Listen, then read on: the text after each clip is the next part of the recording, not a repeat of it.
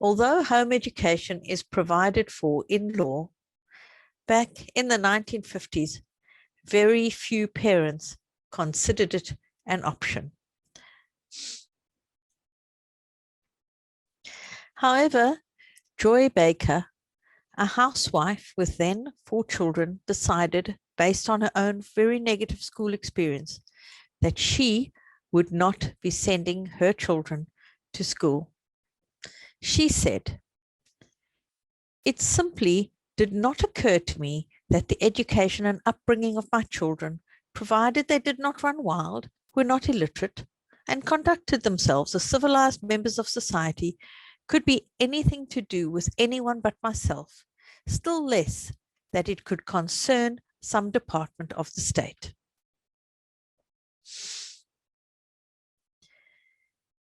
Joy's journey and battles with her local authority are documented in her book, Children in Chancery.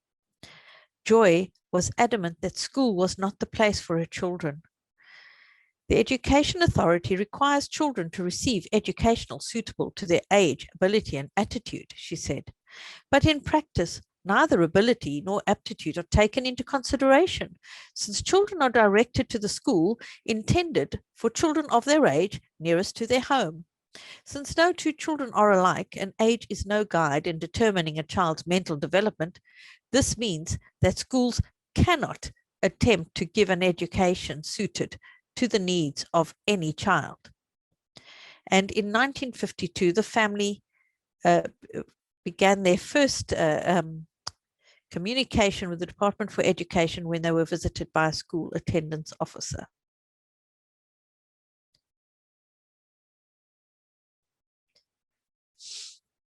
And later on, Joy said, "In fact, all the authority care about is not that the children should receive a suitable education, but that they should attend the nearest school." And what annoyed her even more is that it wasn't even enough for her to say that she was taking responsibility for their education and that her word was not enough. She said about one of the letters she received, "What annoyed me about this letter, as it had in the earlier correspondence, was the apparently automatic dismissal of any statement made by the parent regarding the child's education, as if this must necessarily be worthless." So the battle went on for years. There were repeated attempts to get the children into school, repeated court battles. The children were forcibly removed at one point and made wards of the court at another point. And Joy eventually had 7 children while this was all ongoing. But Joy remained adamant. She said, "Most people have to live their lives as individuals, and human beings should be individuals. Yet we insist on inflicting on our children an education suitable only for members of a herd. No training is of any value for the developing child that does not leave full room for the encouragement of the child's expanding independence, initiative, and individuality, and this cannot be achieved through the mass discipline and crowd influence of school life." So on 15th of November 1961, Joy finally won her appeal and won the right to educate her children at home.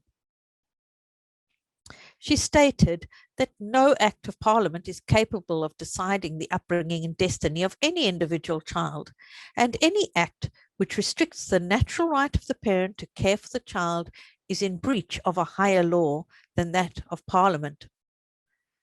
With this in mind, there are currently plans to name a day after Joy Baker to celebrate her legacy and her contribution to home education in England.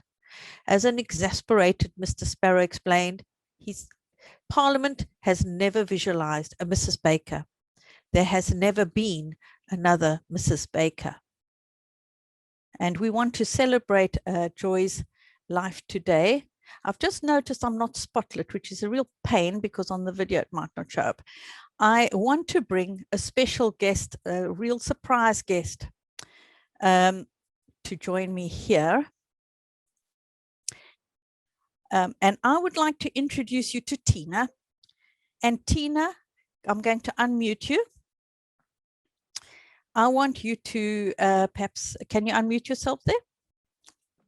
Yes, done it, I think. And Tina, who are you? Got a bit emotional. Sorry. I'm Joy's granddaughter. And we just, sorry. yeah, well, we want to welcome you here, Tina.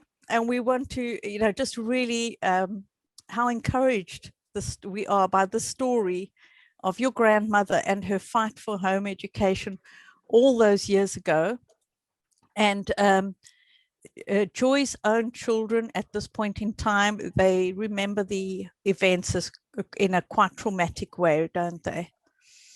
Yes, and so that is why, and that is why Tina is here representing the family. Very, very, very pleased, and I know she's watching down now. I wish she was here. Sorry, yeah. I'm not used to it's okay. It is so special to have you here today, and I really wanted to, I searched you out, didn't I? Because I just because I felt that you've got people sending you virtual hugs, by the way, if you read the chat. People are thanking you here for being here, and so because for the generation above, remembering all of this is so I'm the eldest granddaughter, and I lived with my nan for many years, and she would be so happy and pleased and thrilled that this is happening. She fought so hard for so long, and I can't tell you how much this means. It's phenomenal. I can't tell you how much it means for us to have you here with you in the embrace, in the embrace of the home educating community, because her story means so much to us. The freedom that she fought for back then is actually the freedom that we are still fighting for today in a different way. Absolutely. Don't worry, Iona, I'll put your hand down. Okay, she's managed to put her hand down. So, but what I actually want to do here is I want to highlight some present day Joy Bakers. So I'm going to be adding some spotlights. So Liz Jenkins, thank you for everything you do for the home educating community. Lil, thank you for everything you do for the home educating community. Molly, thank you for everything you do for the home educating community. Ruth, thank you for everything you do for the home educating community. Joe, thank you for everything you do for the home educating community, even though you weren't looking. Rachel, thank you so much for everything you do for the home educating community. I'm looking here. Some people don't have their cameras on and I can't actually spotlight them. So sorry, guys, I wanted to. We have got, I could actually literally probably spotlight every single person here, which I can't do anymore. Apparently that's as many as I can do. But I want you to look at the person next to you in the, let me just see if I can maybe remove all the spotlights at once. Will it let me? I want you to look at the person next to you. That person is another Joy Baker. That person who is fighting for home education, fighting for their family, fighting for the rights of parents to home educate their children. So I am removing all of you, just it's just me and Tina. Well, we can go, we can disappear too for a minute, Tina, can't we? Oh, there we go. And we can go gallery view. If you want to make sure you're on gallery view, not on speaker view, we are all of these families. You might not be a Joy Baker yet. Some of you are still getting there, but I can guarantee you a couple of years of home educating will sort you out. And you will be the Joy Baker for your home educating community, whether it's a live community, whether it's an online community. We've got people here who go, I'm going to actually mention some things. We've got people behind the HE Byte, which makes sure that home educators stay up to date with all the things going on in Parliament and in the media. We've got Wendy Charles Warner and Alison Sauer, who do so much through education otherwise to support home educators.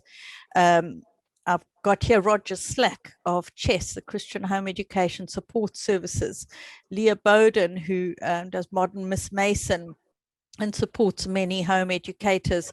There are just so many. And we need to recognize that we now together can actually take that fight on as a community for the rights of home educators. But remind ourselves, you know, Joy Baker may no longer be with us, but her legacy lives on. And I just want to really, I'm going to bring Tina back in here because I'm so excited to have her here.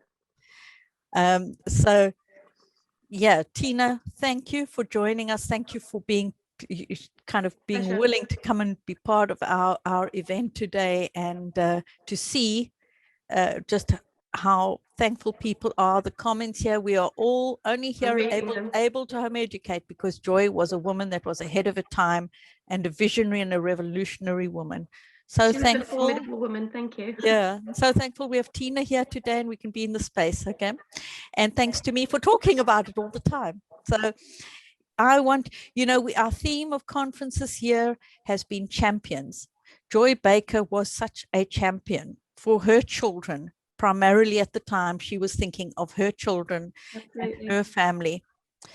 But we can continue that legacy by being champions for our own families, for the families around us, and just really continuing to promote the memory, and to stand up for what is right, to stand up for, you know, that quote that I said, where there's a far higher law than that of Parliament, and to remind our parliamentarians of that. So thank you very much. And thank you, Tina. I'd like to just... No, thank you all. We do a round of applause. On her memory, and it's amazing, absolutely amazing. She's up there and she's just jumping for joy. No pun intended. Yeah, no, but she was, I just remember her being kind, lovely, a formidable woman, and very, very passionate about life itself and freedom. And I can't believe how proud I am, and I can't thank you all enough. Fantastic for carrying on the work that she started. You know, it's tremendous. Well, we hope to hear a lot more from you in the future, Tina, and to involve you in some of our plans to continue to honor Joy's memory. Thank you and so much. Uphold that legacy. So there are plans, and somebody said their daughter's called Joy, and she said, what a sign that she's doing the best thing. Yeah, and we are planning. My middle name. Good, that's good.